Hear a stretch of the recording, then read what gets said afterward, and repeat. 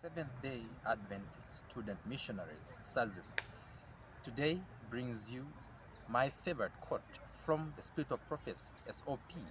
And this evening, I'm going to bring to you a quote that comes from the book of Acts of Apostles, that is 482, the paragraph is 3. And I'm going to read in your hearing, dear listeners. God wishes us to have the mastery of ourselves, but He cannot help us without our consent and cooperation. The divine spirit works through the powers and faculties given to man.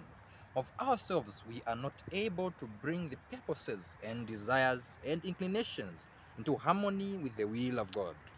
But if we are willing to be made willing, the Savior will accomplish this for us, casting down every imagination and every high thing that exalteth itself against the knowledge of God, and bringing into captivity every single thought to the obedience of Christ. Now, this is a promise, dear friends, coming from the heart of a loving Savior. It comes from Him. He has at our best interest the salvation of man. He has at His heart you and I, that we may have life, that we may have victory. Do you suffer from imaginations?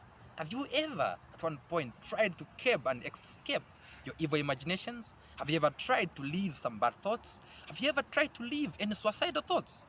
Well, today we have a promise, and hope is guaranteed only through the cross. He is mentioned. This you can find also in the book of 2 Corinthians. The chapter is 10 and the verse is 5. Christ has promised to us that He can give us victory over our imaginations, over every single thought that exalts itself above that which is called God. Nothing except Christ can do it for us. Left to ourselves, we have no victory. There isn't a single way man can have victory over this. Remember one thing that comes from the book of Philippians chapter 4 verse 13, I can do all things through Christ who strengthens me. And this is a promise. This is coming from the heart of a loving Savior who wants us to have victory over everything, victory over every single thing. And this comes to you, even including the thoughts that you may have.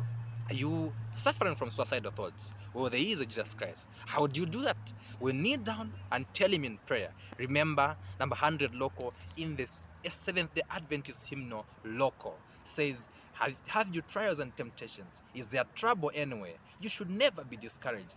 Take it to the Lord in prayer.